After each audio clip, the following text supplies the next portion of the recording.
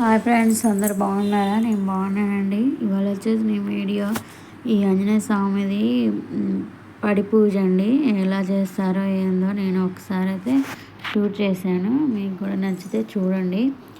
ఇలా ఫస్ట్ అయితే బంతిపూలు అయితే మాల కట్టామండి. మాల కట్టేసి మిగతా మొత్తం చీల్చి ఒక బత్తాలు అయితే పోసాము, పక్కా పెట్టేసి నెక్స్ట్ ఇక టిఫిన్లు అంటే అల్పాహారం స్వాములకి బోండాలు, ఇడ్లీలు, చట్నీ చేసి పక్కా పెట్టారు. ఇవి మా పిల్లగాళ్ళందరూ బయట డ్యాన్స్లు వేస్తున్నారు. డీజే పెట్టారు, ఆ సౌండ్ పిల్లగాళ్ళు డ్యాన్స్లు వేస్తున్నారు.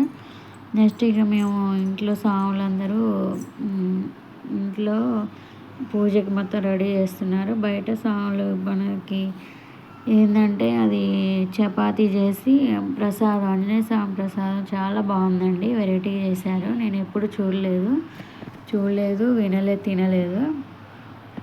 చాలా బాగా చేశారు. ఫస్ట్ అయితే చపాతీలు ఇలాగా చేసి పిండి కలిపి చపాతీలాగా చేసి దాంట్లో కొంచెం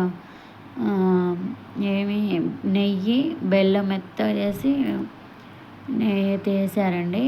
బాగా చేశారు. అంతా కలిపి మొత్తం మిక్సీలాగా ముద్దలాగా చేసి స్వామికి అయితే ప్రసాదంగా పెట్టారు.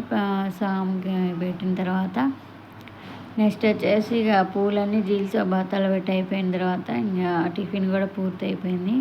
స్వాములు అయితే ఇంట్లో మొత్తం పీఠం దగ్గర అంతా డెకరేషన్ చేస్తున్నారండి. స్వాములు బయట అయ్యప్ప స్వామికి బయట పెడతారు, కానీ ఈ స్వామికి ఆంజనేయ స్వామికి ఇంట్లోనే పెట్టాలంట. ఇంట్లో మొత్తం డెకరేషన్ వేసేస్తున్నారు. మా చుట్టాల ఇంటి కాడండి ఇది. మేము భిక్షకని ఉదయం మధ్యాహ్నం వెళ్ళామండి. అక్కడే పూజ చూడాలని నేను నైట్ కూడా అక్కడే ఉన్నాను.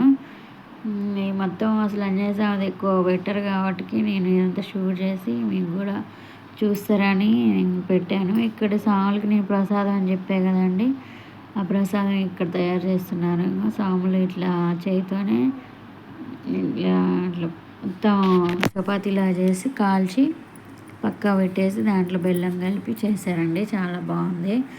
నెక్స్ట్ ఇక్కడ పూజ అయితే అక్కడ అది స్వాములు అక్కడ చేసేది అక్కడ చేస్తున్నారు. ఇక్కడ కొంతమంది స్వాములు అయితే పూజ జరిపిస్తున్నారు ఫ్యామిలీతోని. ఇక్కడ పూజ అయిపోయాక భజన అయితే స్టార్ట్ అయిపోయింది.